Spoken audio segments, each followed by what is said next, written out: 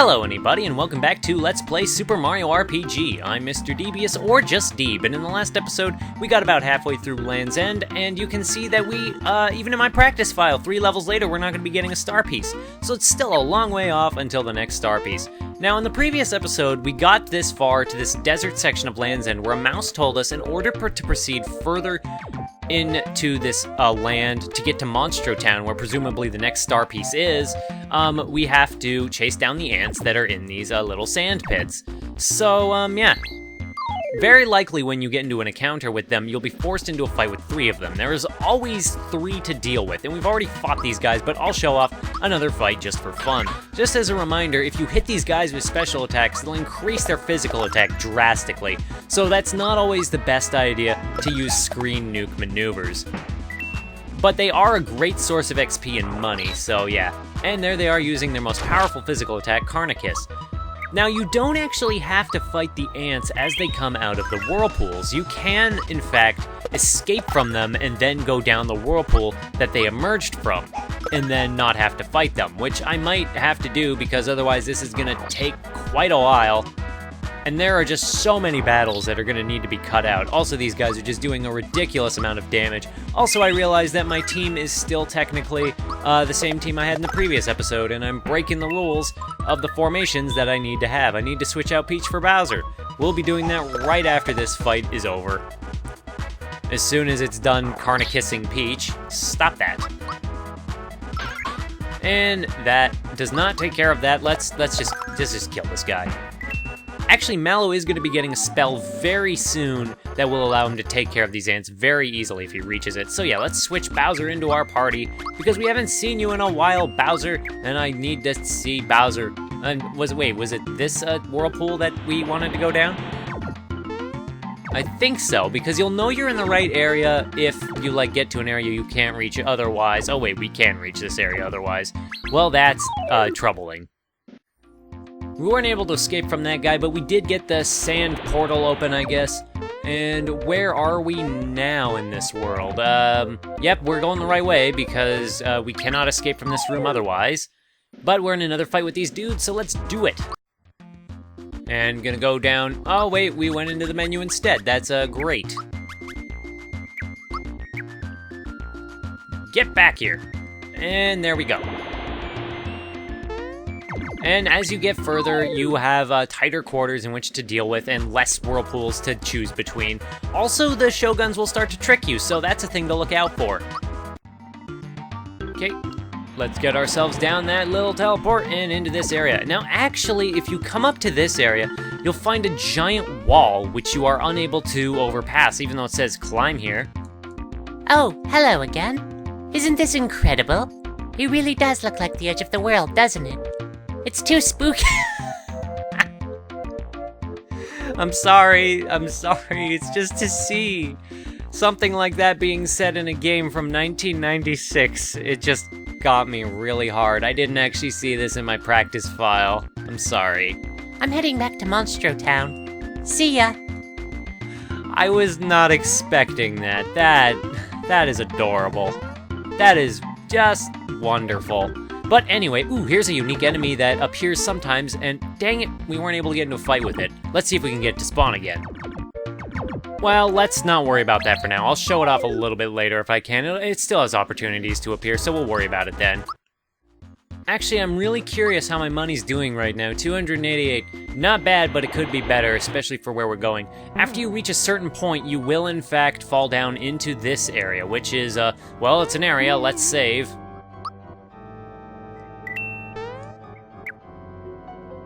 Now, if you come down here and avoid these Geckets and hit this, you get a star. This is a fantastic area for leveling up, and also the easiest area if you want to abuse the game's issues when it comes down to level grinding. So yeah, if you want to level grind, this is the area to do it. Just kill as many as you can, enemies you can with a star, lose in a battle, and then you'll teleport back to the save point but with all the experience you earned before and the star reusable. You shouldn't do that because you don't need it, but if you want to, you can. Mario learns Ultra Jump. New move for, I think, pretty much everybody in our party is what they're gonna get.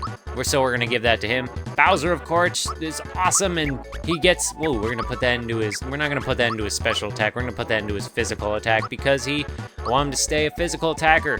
Mallow learns Snowy. That is the spell that, if you get it, will wreck a lot of those enemies. The ant warriors, the shoguns, and it's also a really good move in general just for a lot of the enemies we're going to be fighting soon. Geno learns a new move, Geno Blast. That's a hit-all move. We're going to be showing that off a little bit later whenever we get over to him. Peach doesn't learn a new move. There's so many new moves being learned, so much going on with this level up. It's pretty fantastic. Now, if you come back over here, this guy's like, I have a starter cell, but you don't have enough coins. If you get 400 coins, you are able to, in fact, take care of that. So just so you know, you have that option. So otherwise, you kind of have to walk through here, unless you want to fight all these dudes, but that would take forever, so I'm not going to do that. And here we actually come to the new area, Belomi Temple. If you remember Belome from Creek Hero Sewers, yeah, he has a whole place to himself. And for 100 coins, this shortcut will get you back to the surface. We are not going to be taking advantage of that right now. Instead, we're going to be coming up into this room, where, hey, we are able to, in fact, get some money. And now this guy is like, do you want your fortune told? It'll cost 50 coins. Yes, you do need to do this in order to progress. See the 3 faces on the wall? Hit them in any order and you'll receive your fortune. Now, the order you hit these tongues in does change the ultimate result of what you're going to get. If you start on the left side and go to the right, you will be getting an item that'll list on the screen, depending on how you do it. If you start from the middle, you will get an enemy encounter. If you start on the right, you will be getting money or the possibility of something else. We're going to start from the right and go to the left, and let's see what our fortune says. If you proceed through the pipe next door, you'll pick up great items, as was foretold in the scroll that we just read. Anyway, we're going to be going down this pipe. Still haven't seen that unique enemy yet, but oh well. And it looks like, yeah, we are going to be getting ourselves our 100 coins. I could go back and grind coins to buy that star from that guy and kill those Gekets, but I don't think I'm going to be doing that because that's a little silly and I don't really need to do it, and that's just more time that I have to do it, even though I totally could. Just not gonna. Although I think it is very, very possible that I'm going to max out on coins. I'm going to go back and do it just so I don't max out on coins in the next area. And there he gives you the star. You know, first time I played this game, I thought he was talking about a star piece. I don't know why I thought that would be true. But anyway, not that it matters because now we're on a murderous rampage, killing all of these Gekets and letting them fall in our wake to their deaths. That didn't even get us a level up, so I don't feel bad about doing it. Anyway, we're gonna be going back onward, and I think we do have to do the fortune again. No, wait, no we don't.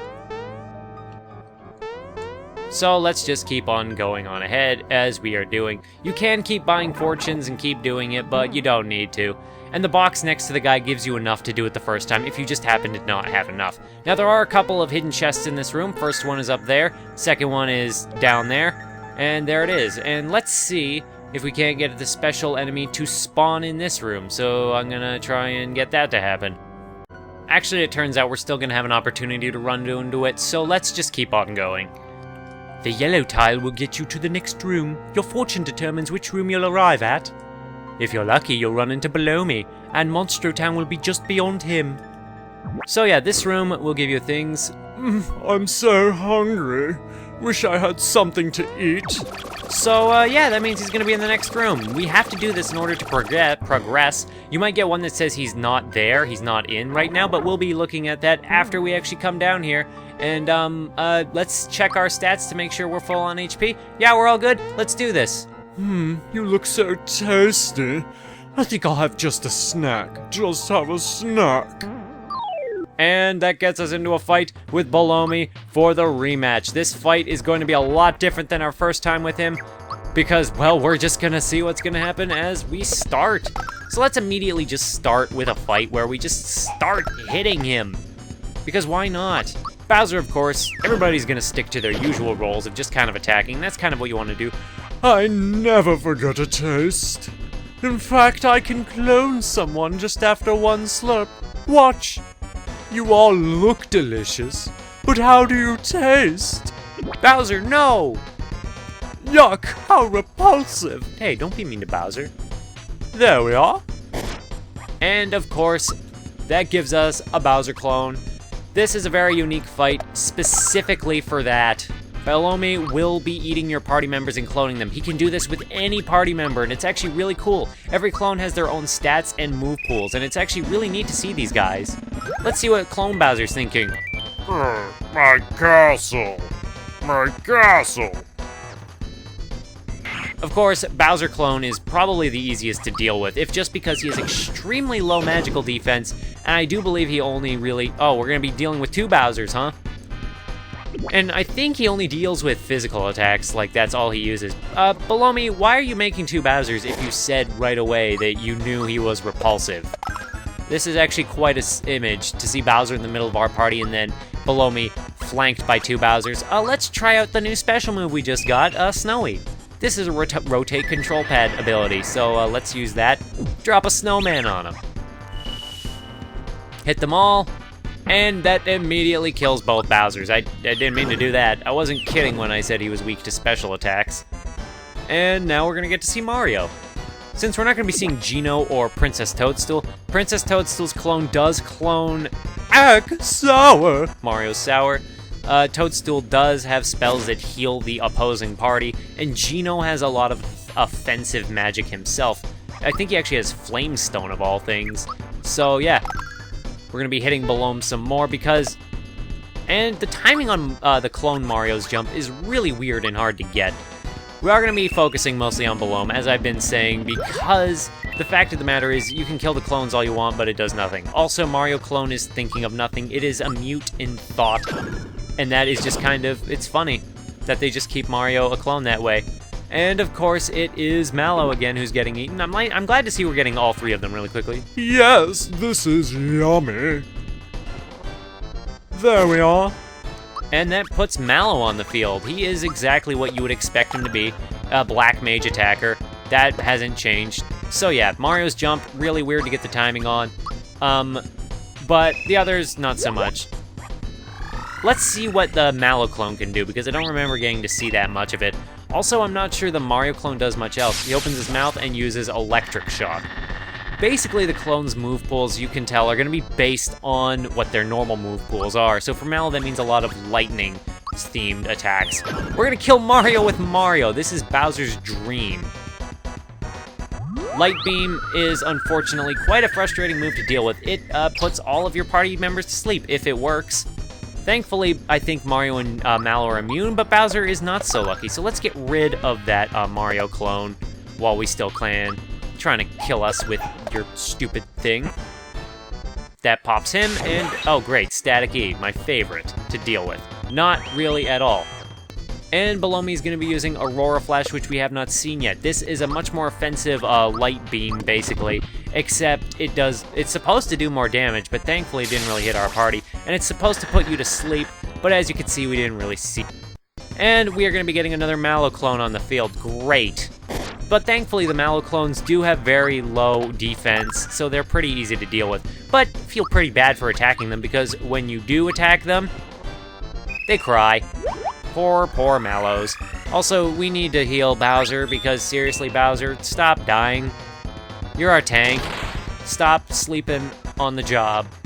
Unfortunately, that doesn't wake him up, even though he said, "Thank you," and then went right back to sleep. Thanks, Bowser. Just thanks. The good news is, though, now that we're getting back around to Mario's turn in a moment, and we get to show off Ultra Jump. Ultra Jump is like Super Jump, except you jump on all enemies. It's random which enemies you hit, but this does so much damage that it is pretty effective to use against all of them. So see... Oh no, not again! Actually, this wasn't the best example of using Ultra Jump, but anyway. I'm starving. Time to go home for dinner. Goodbye, boys and girls. What a weirdo. And that takes care of Bellomi, and that Mallow pops, which just leaves this Mallow clone. We're gonna bash him with a stick, and he's sad. And with that, we get a level up because we went back and bought that star. Toadstool learns Mute, which prevents enemies from casting their own magic. And other than that, that's about it. You get a button, that'll open the door to the way forward. Onward to this mouse. So, the ending of that video was corrupted, so I just gotta re-record it again really quick. Not much left to do. First, after we beat Belome, of course, we come through this door, and there's this mouse waiting by the pipe. Oh, hello again. The pipe is a shortcut to my home, Monstro Town. I'll see you there. And down the pipe he goes. And we're gonna follow him right on down into Monstro Town itself. This is a great town, and it's gonna take you right in here, that pipe, but we're not gonna be exploring it yet. I know this episode wasn't super long, especially compared to some of the previous episodes we've been doing, but just for sakes of pacing and all that, I think it'll be best if we save exploring Monstro Town for the next episode. I hope to see somebody then. Bye-bye.